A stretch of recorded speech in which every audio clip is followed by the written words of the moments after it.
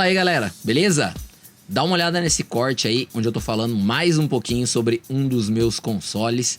E aproveita para se inscrever e deixar o like. Falou! Aquela hora, né? Já são 21h40, eu vou fazer aquela paradinha pra gente poder mostrar um console, né? Que todo dia a gente tem feito isso na live e mostrado alguma coisa. Então, peraí, vou tirar aí da tela, colocar na tela 1 aí pra eu poder ficar falando com vocês de frente, sem o fundo, e pra gente falar um pouquinho sobre um console.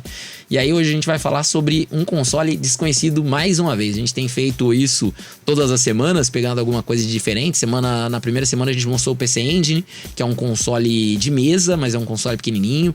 Na semana passada eu mostrei um portátil, o Atari Lynx, e essa semana eu vou mostrar pra vocês um outro console de mesa. A gente tá alternando entre portáteis e consoles de mesa. Eu vou mostrar pra vocês o console chamado 3DO. Ele é um console, vamos dizer assim, que foi um salto antes da hora. Eles fizeram o 3DO achando que um console se venderia pelo console. E aí eles construíram uma proposta de um console que seria de última geração, com o máximo de tecnologia, e saíram procurando empresas parceiras para poder produzir o console. E aí teve algumas empresas que produziram em cima daquela engenharia um console e começaram a vender. E o preço era muito alto. E aí eles acabaram descobrindo que o mercado não se sustenta dessa maneira. Não dá para você sobreviver, vender console, colocando no mercado um console que seja caro demais. Basicamente, desde aquela época até hoje, as empresas entenderam que elas não podem vender o console para ter lucro no console. Elas têm que entender que elas lucram em cima de venda de jogos e não de videogames.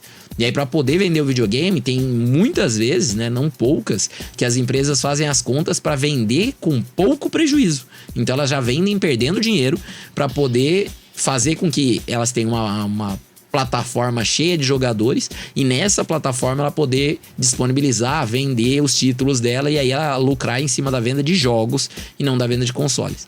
Mas nessa época eles não sabiam muito bem como fazer isso e acharam que dava para vender console só pelo console, mesmo que ele fosse caro, e isso se mostrou uma ideia fracassada. Deixa eu colocar aqui na tela 3 para mostrar um videozinho. Esse vídeo vai aparecer aí pra vocês o vídeo que tá no Instagram do Nós Colecionadores, que eu tenho falado pra vocês irem lá assistir. Eu vou liberar pra vocês daqui. Eu provavelmente não vou escutar o áudio, porque esse fone aqui tá ligado no Play 3, então eu não tô escutando áudio externo. Áudio do PC. Então espero que aqui esteja com áudio pra vocês, mas eu não tenho certeza. Eu tirei o áudio, coloquei o áudio, beleza. E eu também não tô vendo a tela, tá? Porque eu tirei a tela principal do PC e joguei aí a imagem do Play 3. Então aqui pra mim eu tô vendo o Play 3, enquanto vocês estão vendo aí um pouquinho do 3DO. Foi lançado em 93, descontinuado em 96. Esse daí é a versão da Panasonic. Não foi só a Panasonic que fez, tá? Ele é um console de quinta geração, com mídia de CD-ROM, né? Ainda da época dos CDs.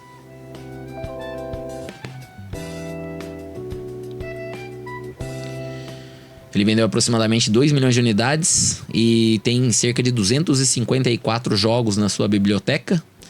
Evidentemente a gente não tem todos aqui, eu devo ter uns 10 títulos dele, mais ou menos.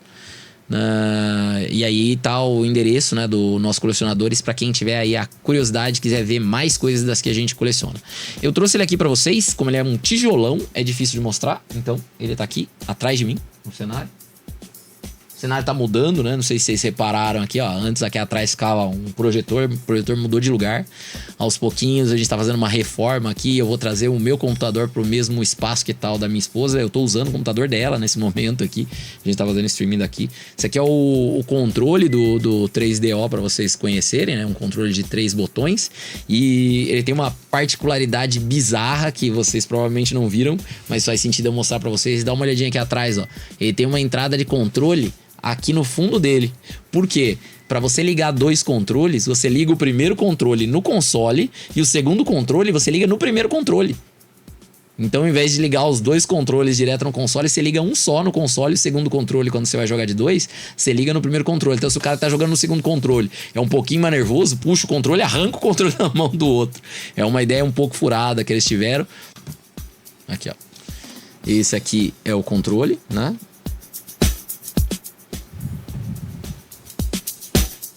Para vocês verem o controle da Panasonic com 3 botões. E o monstrão console é esse camarada aqui.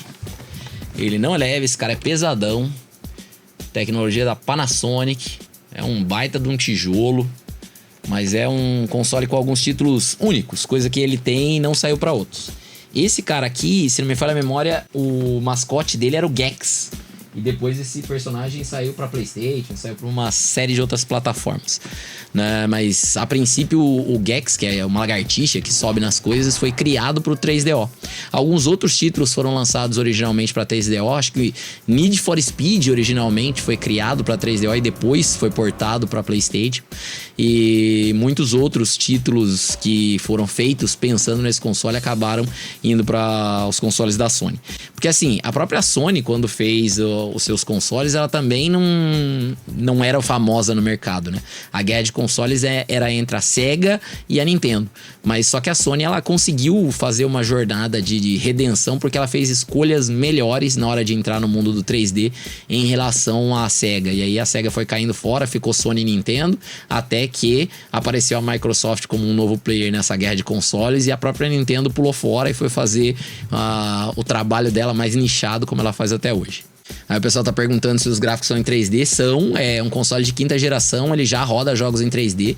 Um dos jogos que eles fizeram nessa época foi do Demolidor, que é uma espécie de jogo, um shooterzinho pra você jogar com os personagens de um filme, Demolidor, que era um filme do Stallone. Então você tem um jogo em primeira pessoa, tem gráficos 3D, ele tem condição de fazer isso. O próprio Gex, que é dele, né, originalmente foi feito para 3DO e depois foi portado para outras plataformas. É um jogo 3D, né, que você é uma lagartixa andando num cenário. É um 2,5D, tá, na verdade, porque ele roda como se fosse um jogo de plataforma, você anda na horizontal. Mas as imagens dos gráficos já são gráficos em 3D. E são gráficos em 3D reais. Não são como o Super Nintendo fazia Donkey Kong Country, por exemplo. Que ele pegava uma imagem em 3D, daí ele transformava essa imagem numa imagem 2D para colocar no jogo. Ele realmente era feito pelo console. O console tinha poder para fazer isso. Beleza? Bom, feito aí os comentários sobre o 3DO, vamos voltar para nossa jogatina, né? Alguém tem alguma curiosidade? Quer perguntar alguma coisa do 3DO? Manda aí que daqui a pouco a gente comenta mais. Mas é um console bem diferentão, né? Um console que não tinha muitas versões lançadas no mundo. Tem essa, né, que é com console de gaveta, e tem uma outra que abria a tampa, tipo o Play 3 mesmo, que o Play 3 tinha uma versão que abria a tampa, que era a primeira versão do Slim, e a versão original era de gaveta, que você colocava a mídia para entrar dentro dele. Beleza? Bom, vamos lá, vamos voltar para onde a gente estava. E aí, você gostou desse corte? Então, fica ligado que em breve vai ter mais. E todo sábado a gente faz gameplays, tanto aqui quanto em outros canais com o mesmo nome, Games com Fabrício. Aproveita para se inscrever, usa o botão vermelho aqui embaixo. Espero vocês. Tchau, tchau.